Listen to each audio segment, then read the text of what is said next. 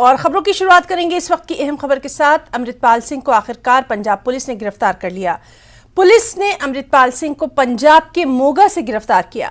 अमृतपाल सिंह 18 मार्च से फरार चल रहा था। माना जा रहा है कि जब उसकी पत्नी पर पुलिस ने दबाव बनाना शुरू किया, उसके बाद ही वो हिरासत में आया। अमृतपाल अजनाला मामले में वांटेड था। ਇਹ ਜਿਹੜਾ ਆਪਰੇਸ਼ਨ ਆ ਪਿਛਲੇ 35 ਦਿਨ ਤੋਂ ਚੱਲ ਰਿਹਾ ਸੀਗਾ। ਜਦੋਂ ਪਿਛਲੀ ਵਾਰੀ 28 ਤਰੀਕ ਨੂੰ ਹੁਸ਼ਿਆਰਪੁਰ ਤੋਂ ਐਕਸਕਾਉਂਟ ਕੀਤਾ ਸੀਗਾ, ਸੋ ਲਗਾਤਾਰ ਇਹ ਜਿਹੜਾ ਆਪਰੇਸ਼ਨ ਜਾਰੀ ਸੀਗਾ, ਕਿਉਂਕਿ ਇੱਕਦਮ ਯੂ ਕੈਨ ਸੇ ਆਇਡੈਂਟੀਫਾਈ ਕਰਨਾ ਕਿ ਬੰਦਾ ਕਿੱਥੇ ਹੋਊਗਾ ਪੋਸੀਬਲ ਨਹੀਂ ਸੀਗਾ। ਪਰ ਜਿਹੜਾ ਅੱਜ ਵਾਲਾ ਆਪਰੇਸ਼ਨ ਹੋਇਆ ਕੰਕਰੀਟ ਆਪਰੇਸ਼ਨ ਸੀਗਾ, ਪ੍ਰੋਪਰ ਇਨਫੋਰਮੇਸ਼ਨ ਸੀਗੀ ਔਰ ਇਹਨੂੰ ਬਹੁਤ ਵਧੀਆ ਤਰੀਕੇ ਦੇ ਨਾਲ प्रॉपर संजम दे नाल पेशेंस दे नाल इनू अंजाम दिता गया। वो सारा जिहड़ा है जी हुण तफ्तीश के दौरान कोई भी अगे जिहड़ी डेवलपमेंट इस केस होगी वो टाइम टू टाइम दसी जाएगी। फिलहाल इन्ना गिरफ्तार करके NSA दे अंदर उन्होंने डिब्रूगढ़ भेज दिता गया है। फरदर जो कार्रवाई होगी कानूनी हिसाब पंजाब दे विच पूरी तरह लॉ एंड ऑर्डर मेनटेन्ड आ, कम्यूनल हारमनी है पंजाब दे विच, पूरी तरह पीसफुल आ। पंजाब दे विच किसी तरह की कोई अनसुखावी घटना ना कोई किसी तरह की पॉसिबिलिटी आ ना होने दी जाऊगी। पंजाब पुलिस पूरी तरह कमिटेड है लॉ एंड ऑर्डर को मेनटेन करने वास्ते। और सब तो वड्डी गल जी मैं दोबारा कहना कि पंजाब के लोगों के असीं बहुत बहुत धन्नवादी हाँ। पंजाब के लोगों ने इस पूरे ऑपरेशन के दौरान पंजाब पुलिस का, पंजाब गवर्नमेंट का बहुत साथ दिता है। और मैनूं पूरी उम्मीद है कि जिस तरीके नाल पिछे पंजाब के लोगों ने साथ दिता है, जिस तरीके दे नाल पंजाब दे विच कम्यूनल हारमनी ते पीस नूं मेनटेन किया है, अगे भी उस तरीके दे नाल मेनटेन किया जाएगा। देखो ये जिहड़ियां चीज़ां है ना, ये चीज़ां शेयर नहीं कीतियां जा सकदियां। सो फार इन्ना ही है जो मैं तुहानूं अज दस दिता है। फरदर जो डेवलपमेंट होगी, क्योंकि आपां दोबारा फिर शॉर्टली मिलांगे। मैं दोबारा तभी कह रहा हूँ कि पंजाब पुलिस का जो लगातार प्रेशर था इस केस में, जो पंजाब पुलिस ने एक लगातार दबाव बनाया हुआ था, उस दबाव के तहत ही जो इनपुट्स भी वहीं से आती हैं पंजाब पुलिस के पास, सारी फोर्सेस के पास वहीं से इनपुट्स आती हैं। तो अल्टीमेटली आज सुबह हमें ये हमारा ऑपरेशन जो है फाइनली कंप्लीटली सक्सेसफुल हो गया। नहीं आज और केंद्रीय मंत्री अनुराग ठाकुर परागपुर दौरे पर हैं, जहां उन्होंने अमृतपाल की गिरफ्तारी को लेकर बड़ा बयान दिया। अनुराग ठाकुर ने कहा कि भगौड़ा आखिर कितने दिन भागेगा। कानून के हाथ लंबे होते हैं, लेकिन समय लंबा लगा। अगर गिरफ्तारी जल्दी हो जाती तो अच्छा होता। उन्होंने दहशत फैलाने वालों के खिलाफ कड़ी कार्रवाई की भी बात कही।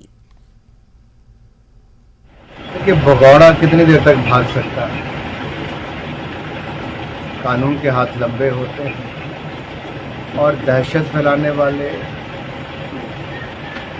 और भय फैलाने वालों की कड़ी कार्रवाई होनी ही चाहिए। थोड़ा ज़्यादा समय लगा पंजाब को, लेकिन जल्दी होता तो और अच्छा। और केंद्रीय मंत्री अनुराग ठाकुर ने कांग्रेस नेता राहुल गांधी को नसीहत भी दी है। उन्होंने कहा कि राहुल गांधी माफी मांग लें और आगे बढ़ें। राहुल गांधी जी अपमानित करे पिछड़े समाज को, राहुल गांधी जी अहंकार दिखाएं कोर्ट को, राहुल गांधी जी माफी ना मांगे पिछड़े समाज से। तो भारतीय जनता पार्टी का ये तो कांग्रेस का एक ऐसा परिवार है जिसके लिए वो देश में अलग कानून चाहते हैं कि उनके ऊपर कोई कार्रवाई ही ना हो। राहुल गांधी के पास अभी भी समय है, माफ़ी मांगे और आगे बढ़े। तैयारी अच्छी है, भारत सरकार ने शानदार काम किया है और पूरे देश भर के लोग नरेंद्र मोदी जी की सरकार को फिर चाहते हैं। पहले से ज़्यादा सीटें जिताकर मोदी सरकार को फिर। शिमला नगर निगम चुनाव में आज बीजेपी अपना घोषणा पत्र जारी करने वाली है। इस मौके पर नेता प्रतिपक्ष जयराम ठाकुर, सांसद सुरेश कश्यप समेत हिमाचल बीजेपी के तमाम बड़े नेता मौजूद रहेंगे। मैनिफेस्टो कमेटी के गणेश दत्त इस मौके पर शामिल होंगे। इस मैनिफेस्टो में बीजेपी अपनी उपलब्धियां गिनवाएगी, आगे का विजन रखेगी। घोषणा पत्र में उपलब्धियां और विजन होगा। कल से नुक्कड़ सभाओं का भी आयोजन किया जाएगा। तो अहम खबर जिस पर लगातार नजर बनी हुई है।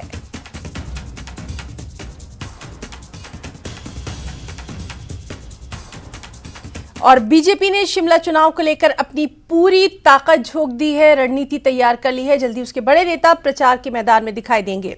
चुनाव को लेकर बीजेपी मुख्यालय में पार्टी नेताओं की अहम बैठक हुई, जिसमें सभी जोन प्रभारी, प्रवासी प्रभारी, सह प्रवासी प्रभारी और वार्ड प्रभारी भी मौजूद थे।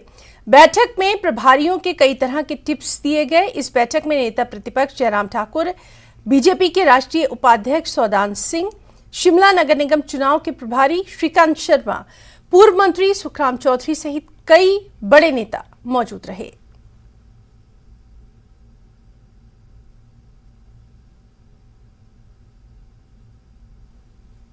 हिमाचल में शिमला नगर निगम चुनाव की जंग तेज हो गई है। 34 वार्डों के लिए होने वाले चुनाव के लिए अब दिग्गज नेता भी चुनाव प्रचार में उतरने लगे हैं। कांग्रेस की तरफ से प्रदेश अध्यक्ष प्रतिभा सिंह और उनके बेटे कैबिनेट मंत्री विक्रमादित्य सिंह चुनाव प्रचार में हैं। दोनों ने अलग अलग वार्डों में जाकर प्रत्याशियों के साथ चुनाव प्रचार किया और जनता से कांग्रेस को जिताने की अपील की। प्रतिभा सिंह ने राम बाजार इलाके में कांग्रेस के वार्ड कार्यालय का उद्घाटन किया और फिर उम्मीदवार के साथ घूम घूम कर वोट मांगे। उनके साथ सीपीएस आशीष बुटेल और विधायक हरीश जनार्था भी मौजूद थे। दूसरी तरफ कैबिनेट मंत्री विक्रमादित्य सिंह ने बालूगंज इलाके में नुक्कड़ सभा को संबोधित किया। उनके साथ विधायक इंद्रदत्त लखनपाल भी चुनाव प्रचार करते नजर आए। मां बेटे चुनाव प्रचार में उतरने से कांग्रेस कम से कम फिलहाल प्रचार के मामले में बीजेपी के आगे दिखाई दे रही है।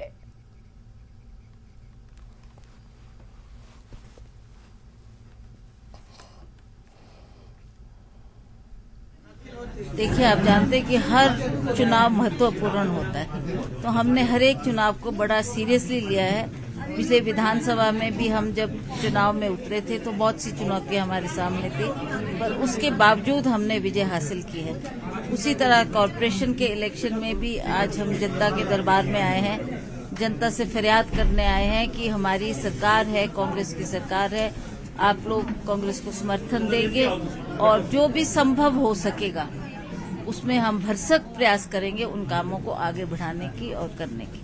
वहीं विक्रमादित्य सिंह ने दावा किया कि निगम चुनाव में कांग्रेस की ही जीत होगी, क्योंकि कांग्रेस झूठे वादों पर चुनाव नहीं लड़ती बल्कि जनता के बीच जनता के मुद्दों के साथ जाती है। बहुत अच्छा रिस्पांस है लोगों का और ये हमारा निर्वाचन क्षेत्र है। अभी कुछ ही महीने पहले लोगों ने बहुत अच्छा मुझे यहाँ से अपना आशीर्वाद दिया है, प्यार दिया है और आज हम फिर से मैदान में उतरे हैं जनता का आशीर्वाद प्राप्त करने के लिए। मुझे विश्वास है हमारे मुख्यमंत्री जी सुखू जी और हमारी पार्टी अध्यक्षा प्रतिभा सिंह जी के नेतृत्व में हम इन चुनावों को फतेह करेंगे और शिमला के अंदर मेयर और डिप्टी मेयर जो है वो कांग्रेस पार्टी का बनेगा। बहुत से मसले हैं, पार्किंग के बहुत से मसले हैं, स्मार्ट सिटी के नाम पर बहुत पैसा केंद्र से आया है, मगर उसका सही उपयोग जो है वो इस इलाके के लिए शिमला शहर में नहीं हो पाया। कई जगहों पे जहाँ पे हुआ है एक्सेसिव तरीके से जो है उसकी फजूल खर्ची की गई है, सिर्फ डंगे लगाए हैं। कई जगहों पे जहाँ पे कई फ्लाईओवर टाइप बनाए हैं वहाँ पे इतना मोटा सरिया, इतना मोटा उसमें लोहा इस्तेमाल किया है जिससे उससे 10 गुना ज़्यादा जो है वो वॉक ओवर ब्रिज बन सकते थे। इस तरीके से जो सरकारी पैसे का दुरुपयोग किया है ये बहुत दुर्भाग्यपूर्ण है। इसका जनता भी इस चीज़ को देख रही है और आने वाले समय में इसकी इंक्वायरी भी एमसी द्वारा करवाई जाएगी क्योंकि क्यों इस तरीके का स्मार्ट सिटी का पैसे का दुरुपयोग किया गया, नंबर 1। और साथ ही साथ जो हमारे कई मैंने पार्किंग की बातें करी, हेल्थ फैसिलिटीज़ को बढ़ावा देने के लिए मोहल्ला क्लिनिक्स हर वार्ड में खुले, इसके लिए हम प्रयास कर रहे हैं। मुख्यमंत्री सुखविंदर सिंह सुक्खू ने चंडीगढ़ में हरियाणा के मुख्यमंत्री मनोहर लाल खट्टर से भेंट की और उनके साथ विभिन्न द्विपक्षीय मामलों पर विस्तार से चर्चा की। सीएम सुक्खू ने मनोहर लाल खट्टर को अवगत कराया कि हिमाचल सरकार की ओर से हिमाचल में स्थापित जल विद्युत परियोजनाओं पर लगाए जाने वाले उपकर से हरियाणा को कोई नुकसान नहीं होगा। उन्होंने कहा कि हिमाचल प्रदेश की ओर से लगाए जाने वाला जल उपकर जल पर नहीं बल्कि प्रदेश में कार्यरत लगभग 172 जल विद्युत परियोजनाओं पर विद्युत उत्पादन पर लगाया जाएगा।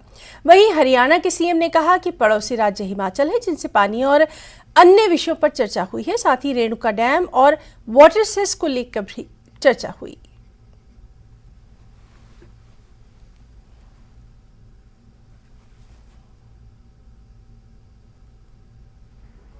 जो हमारा जनरेशन प्रोसेस है वो जो हिमाचल प्रदेश में 172 हाइड्रो प्रोजेक्ट है उस पर लागू किया गया। अब कितना असर पड़ेगा कितना नहीं पड़ेगा वो आगे सचिव लेवल पर बैठक में बात आगे आएगी। और जहाँ तक कानूनी प्रक्रिया की बात है कि कितना असर पड़ता है और कितना नहीं पड़ता है कि क्या मामले हैं, वो तो सब संवाद के जरिए ही हल किए जा सकते हैं। तो हमारा अभी पहली संवाद हुआ, कुछ चीज़ें इन्होंने हमें ध्यान में लाई कि ऐसा हो सकता, तो हमने इनको कहा कि ऐसा नहीं हो सकता। फिर उसके बाद हमारी एक सहमति बनी कि सचिव स्तर पर भी हमारी बैठकें जारी रहेगी। दूसरा, ये तो एक मुद्दा था। उसके बाद किसाऊ का मुद्दा काफ़ी लंबे समय से अटका पड़ा था, जिसमें हरियाणा भी हमारा पार्टनर है और उत्तराखंड भी पार्टनर है। उसमें कुछ हिमाचल की तरफ से आपत्तियाँ थी, उसका समाधान की बात की गई है। तीसरा, कुछ और मुद्दे हमारे छोटी छोटी बाउंड्री से रिलेटेड थे, उसके संबंधित बात की गई है। हमारा एक बद्दी से रोड जाता है शीतला, जिसमें हरियाणा का पार्ट है, उसको जोड़ने की बात की गई है। इन सब मुद्दों पर एक कंक्रीट चर्चा हुई है और जो थोड़ी बहुत कन्फ्यूजन आज बातचीत से पता लगा, कुछ आगे बातचीत से करेंगे। इनको कुछ और डाउट है वो हम क्लियर करेंगे, जो इनके डाउट है, जो इनको शंका है, वो हमारे सेक्रेटरी लेवल पर आके करेंगे। ना हरियाणा पर डायरेक्ट सेस है, ना पंजाब पर है। माननीय मुख्यमंत्री जी का कहना है कि हमारे जो प्रोजेक्ट है जिनसे हम बिजली खरीदते हैं वो रेट बढ़ाएंगे। ये है इनका मेन मकसद क्या है कि हरियाणा के साथ तो हमारा कोई ऐसी बात ही नहीं है, पंजाब के साथ, पर जिन भी पावर प्रोजेक्ट वालों से ये बिजली खरीदते हैं, जो हमारा सेस लगेगा उस सेस के आधार पर वो हमारे रेट बढ़ा सकते हैं और उसका भुगतान हमें भी करना पड़ेगा। ये माननीय हरियाणा को भी करना पड़ेगा। उस संदर्भ में हमारी बातचीत आगे जारी रहेगी। पड़ोसी प्रदेश हैं और पड़ोसी प्रदेश का अपना एक संबंध होते हैं, तो उस नाते से बहुत से इश्यूज होते हैं, जिसमें पानी का एक विषय है अपने आप में। कुछ इश्यूज हमारे बिजली को लेकर के, कुछ हमारे नए प्रपोजल्स हैं, तो उस नाते से कई विषयों पर हमारी चर्चा हुई है। जैसे पानी वाले विषय पर मैं अगर कहूँ तो रेणुका डैम और हमारे जो लखवाड़ और किसाऊ डैम, उस पर चर्चा हुई है। खास करके किसाऊ डैम का जो अभी एमओयू होना है, उस एमओयू में पिछली सरकार के समय, जब हिमाचल में पहले सरकार थी, उस समय जो बातचीत थी उसको आगे बढ़ा करके, और हमारे जो केंद्रीय मंत्री शेखावत जी हैं उनको एक प्रकार से बैठा करके हम साथ करेंगे बात, और उसका एक एमओयू जल्दी हो जाए। मुख्यमंत्री सुखविंदर सिंह सुक्खू ने इस बार विधानसभा चुनाव में सबसे कम खर्च किया है। एसोसिएशन फॉर डेमोक्रेटिक रिफॉर्म्स यानी EDR और हिमाचल प्रदेश इलेक्शन वॉच ने विधानसभा चुनाव के बाद 66 विधायकों के चुनाव खर्च के विवरण का विश्लेषण किया, जबकि 2 विधायकों के चुनाव खर्च का विवरण उपलब्ध नहीं हो पाया। इस बार चुनाव में विधायकों के खर्च की सीमा 40 लाख रुपए थी। इसके तहत चौपाल के विधायक बलवीर वर्मा ने सबसे ज्यादा रुपए और सीएम सुक्खू ने सबसे कम रुपए खर्च किए। कांग्रेस के 40 विधायकों ने औसतन 22,87,899 रुपए खर्च किए और भाजपा के 23 विधायकों ने 28,79,517 रुपए खर्च किए।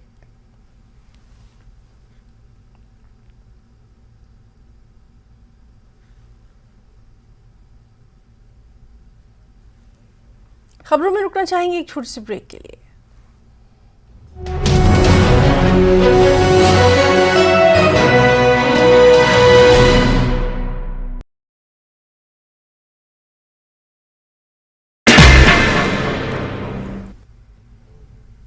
नमस्कार, धारवी रफ्तार भी में आपका बहुत स्वागत करते हैं। मैं हूं आपके साथ हिना जुबैर। शुरुआत करेंगे अहम खबरों के साथ। भगोड़ा अमृतपाल पकड़ा गया। पंजाब के मोगा से पकड़ा गया है अमृतपाल को पुलिस ने जबरन सरेंडर करवाया। अजनाला कांड के बाद से फरार था अमृतपाल। 18 मार्च से फरार था अमृतपाल सिंह। पुंछ हमले के शोधा को आखिरी अलविदा। पंजाब के शहीद कुलवंत सिंह, शहीद हरिकिशन सिंह, शहीद सेवक सिंह के आखिरी सफर में उमड़ी लोगों की भीड़। पूरी उड़ीसा में शहीद देवाशीष की आखिरी रसूमात। पुंछ हमले के बाद सिक्योरिटी के पेश नजर मीटिंग्स का दौर जारी। बीएसएफ के डीजी और दीगर अफसरान ने किया हमले की जगह का दौरा। जम्मू कश्मीर में बढ़ाई गई है security. Lieutenant general Upendra Dwivedi ने किया पुंछ का दौरा। दहशतगर्दों के हमले की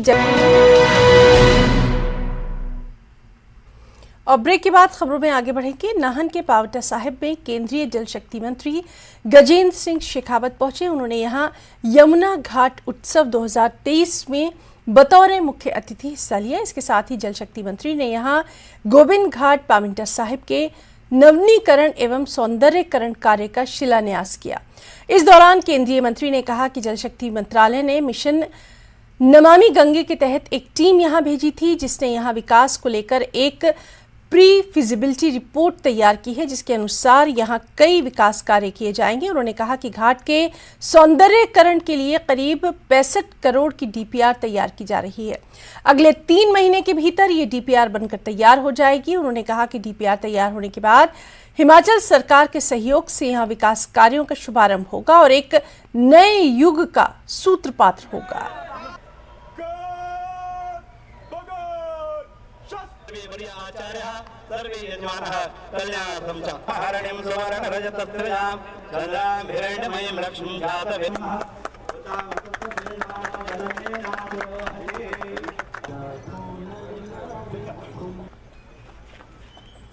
मिशन नमामि गंगे की एक टीम को यहाँ भेजा था और टीम ने यहाँ आकर के जिन विषयों को लेकर के हरी यमुना सहयोग समिति ने जो अपेक्षाएं की थी कि एक हम घाट का पुनर्निर्माण करें, यहाँ पर एनवायरनमेंट फ्रेंडली क्रेमेटोरियम बनाएं, यहाँ पर जो है एक लगभग 1.5 किलोमीटर लंबा जो है यहाँ बैंक प्रोटेक्शन का काम हो, पॉल्यूशन अबेटमेंट के लिए यहाँ व्यवस्था हो और उसके साथ साथ में सॉलिड वेस्ट मैनेजमेंट पर पावंटा साहिब में काम हो। हमने अपनी जो टीम भेजी थी उसने एक प्री फिजिबिलिटी रिपोर्ट इन सब चीज़ें विषयों को लेकर के बनाई है और अब उसकी डिटेल डीपीआर बनाने पर काम चल रहा है। लगभग 65 करोड़ की लागत से यहाँ इन सब सुविधाओं को हम किस तरह से विकसित कर सकते हैं। नूरपुर में जवाली के अधीन पंचायत आंबल के वार्ड 5 बड़ीन के बाशिंदे पिछले एक सप्ताह से बूंद बूंद पानी के लिए भी तरस रहे हैं। पिछले एक हफ्ते से नलों में पानी की बूंद तक नहीं आई है, जिसकी वजह से स्थानीय दूर दराज से पानी लाने को मजबूर हो गए हैं। ग्रामीणों का कहना है कि हम पिछले एक हफ्ते से पानी को तरस रहे हैं। उन्होंने कहा कि पानी की टंकियां खाली पड़ी हैं, शौचालयों की टंकियों में भी पानी नहीं है।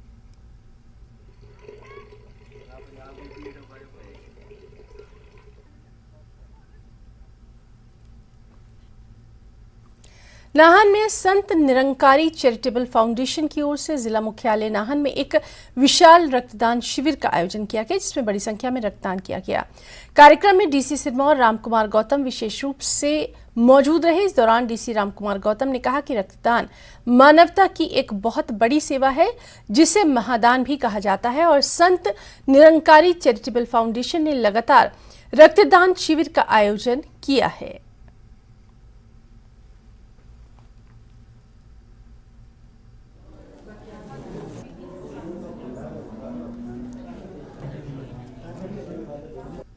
जैसा आपने कहा कि जो ब्लड डोनेशन कैंप लगातार 1986 से लेकर आज तक चलते आ रहे और 36 वर्ष लगातार निरंकारी मिशन ये कैंप लगाता आ रहा है, जिसमें कम से कम 6,991 कैंप्स लग चुके हैं और जिसमें 11,58,760 यूनिट्स ब्लड जो है कलेक्ट हो चुका है 2022 तक, मार्च 2022 तक की रिपोर्ट है।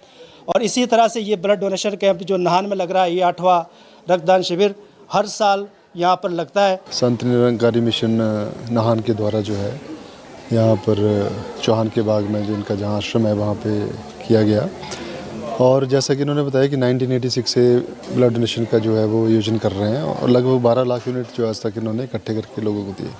तो इससे बड़ी मानवता की सेवा क्या हो सकती है, जिसमें कि इतनी संख्या में जो है और इतने कंटिन्यूटी में जो है वो ब्लड डोनेशन के कैंप लगाए जा रहे हैं। लेकिन जो मिशन का उद्देश्य है जिससे कैसे कार्य कर रहे हैं, तो मैं इनको बधाई देना चाहूँगा कि बहुत ही शुभ कार्य जो है इनके माध्यम से किया जा रहा है और मानवता की सेवा सही में इसी को हम कह सकते हैं।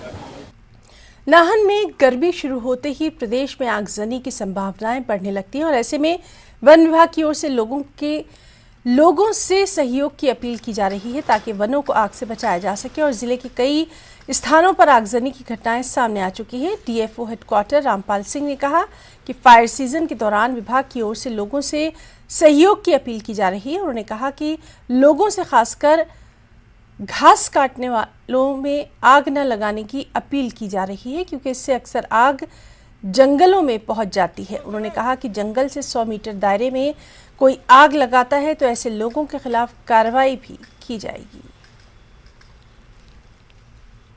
भी हमारा नोटिफाई होता है कि कोई भी अपनी प्राइवेट लैंड ओनर 100 मीटर की दूरी तक जंगल में कोई आग नहीं लगाएगा घासनियों में, तो वो नोटिफाई हो जाता है, उसमें वो फिर उसका एक्शन लिया जाता है। कोई ऐसे करता है और वो उनसे पहले ही उनको बता दिया जाता है कि वो इस दायरे में वो कोई आग ना लगाए। कोई भी उनको अलर्ट आता है फायर का या कहीं नोटिस या डिटेक्ट होती है फायर, तो इमीडिएटली वो टीम वहाँ जाती है और साथ में आसपास जो गांव के लोग हैं उनकी मदद भी लेती है।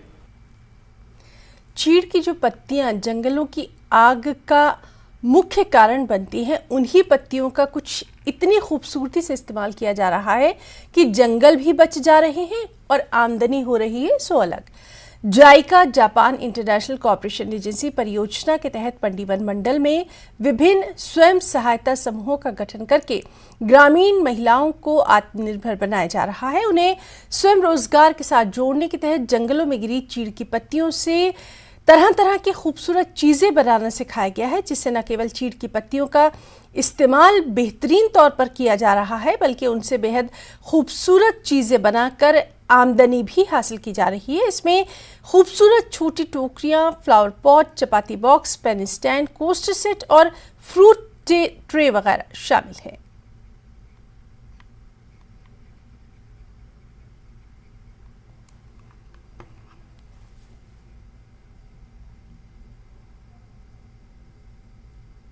जाइका की तरफ से हमें एक ट्रेनिंग दी गई, 5 दिन की ट्रेनिंग दी गई, जिसमें हमें चीड़ की पत्तियों का प्रशिक्षण दिया गया, जिसमें chapati box, coaster set, fruit tray वगैरह बहुत प्रोडक्ट्स हमें सिखाए गए बनाने को। और अब हमें समूह की सभी औरतों को घर में ये व्यवसाय मिला है। वन मंडी में लगभग हमारी 28 कमेटियां हैं, सभी 4 रेंजों में। पूरे ओवरऑल जो है हमने 460 कमेटियां जो है बना रखी हैं। वार्ड स्तर पे कार्य हो रहा है। इसमें मुख्यतः हम सस्टेनेबली फॉरेस्ट इकोसिस्टम का जो मैनेजमेंट है उसको कर रहे हैं, साथ में आजीविका सुधार है और बायोडाइवर्सिटी कंजर्वेशन में भी हम ताकि हम विविधता जो है वो ला सकें। चीड़ पाइन नीडल्स जिनकी वजह से फॉरेस्ट फायर लगती है, हमने उनको कलेक्ट करके उनके ब्रिकेट्स जो है हमारे यहाँ पे बनाना शुरू किए हैं। 5 यूनिट्स ब्रिकेट्स के जो है प्राइवेट एंटरप्रेन्योर्स ने यहाँ पे खोल रखे हैं, उनमें से 2 IIT मंडी के साथ कोलैबोरेशन में है। तो ये जो चीड़ पाइन की नीडल्स हैं उनको छोटे छोटे ब्रिकेट्स में बनाते हैं और वो ब्रिकेट्स जो हैं आगे बेचे जाते हैं सीमेंट इंडस्ट्रीज़ को या जहाँ पे फ्यूल वुड कम होता है उस तरफ। तो इससे लोगों को भी आमदनी हो जाती है जो पाइन नीडल्स कलेक्ट करते हैं और साथ ही साथ जंगल भी बच जाते हैं। ऊना में ITI संस्थान में चल रही औद्योगिक प्रशिक्षण संस्थान 5 दिवसीय खेल प्रतियोगिता का समापन हो गया। इस दौरान लड़कियों के कबड्डी के फाइनल मुकाबले में DSP हेडक्वार्टर और पद्मश्री अजय ठाकुर ने बतौर मुख्य अतिथि शिरकत की। फाइनल मुकाबला महिला ITI ऊना और को एजुकेशन ITI ऊना की टीमों के बीच हुआ। वहीं DSP अजय ठाकुर ने ITI प्रधानाचार्य और अन्य शिक्षकों के साथ बैठकर पूरे मैच का लुत्फ उठाया। खिलाड़ियों की प्रशंसा करते हुए ग्रामीण क्षेत्र के खिलाड़ियों को मंच प्रदान किए जाने की भी उन्होंने यहां सराहना की।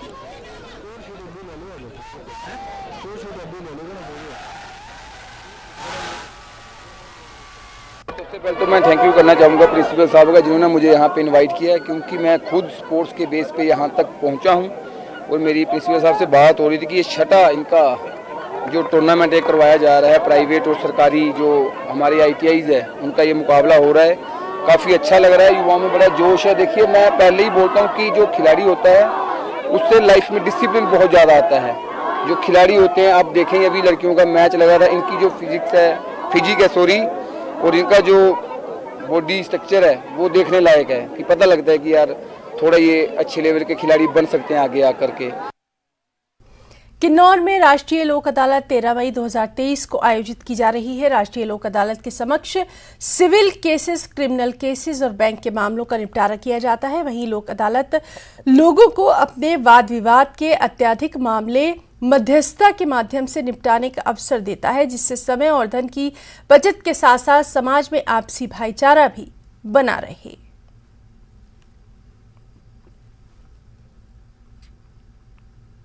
मई 2023 को नेशनल लोक अदालत होने जा रही है, जो लोक अदालत किन्नौर जिले में रिकांगपिओ कोर्ट, सीजीएम कोर्ट और रामपुर में जितनी भी कोर्ट्स हैं और अन्य कोर्ट्स जुडिशियल डिस्ट्रिक्ट है, उसमें जो है इसका आयोजन किया जा रहा है। अब लोक अदालत में जितने भी केसेस हैं जो कंपाउंडेबल क्रिमिनल नेचर के केसेस हैं, उनका निपटारा किया जाता है और सिविल केसेस उनका भी निपटारा किया जाता है। जो भी पक्ष चाहे वादी है प्रतिवादी है अपने केस का निपटारा अदालत में लोक अदालत में करवाना चाहता है और इसके लिए अप्लाई कर सकता है, एक सिंपल एप्लीकेशन दे सकता है। और खबरों में फिलहाल इतना ही। नमस्कार।